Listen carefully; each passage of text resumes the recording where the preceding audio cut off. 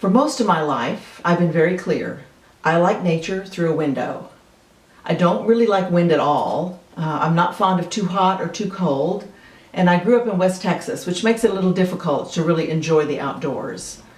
But every summer, we took a drive across the country and went to the Monterey Bay to visit my grandparents.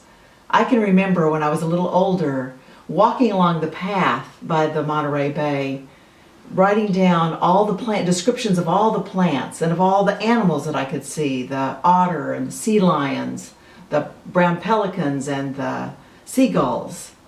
There was something that came alive in me there at the edge of the ocean in that bay which is as deep as the Grand Canyon.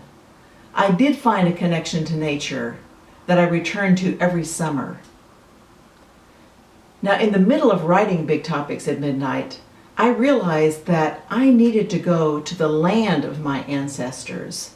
Just understanding the stories, understanding the history, that wasn't enough. I needed to go and stand on the land that my ancestors had lived for a couple of generations. The following year, on my 53rd birthday, I returned to the city of my birth, to Wichita Falls, Texas. And I was given the opportunity of going into the house that my parents had built and that I was born into. And just remember what it meant to be a young girl in that particular place on this planet. And now, for the last 10 years, I lived in Portland, Oregon. And this is the place where I am rooted.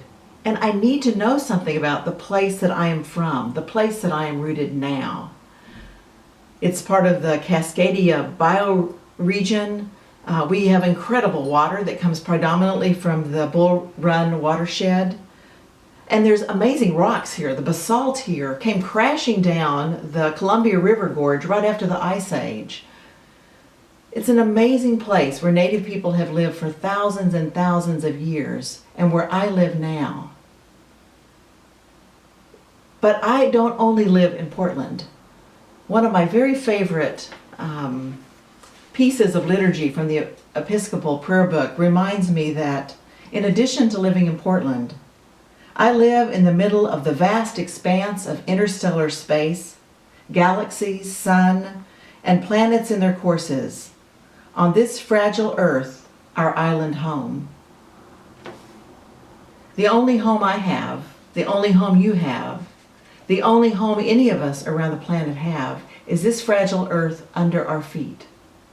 We need to learn to honor her now.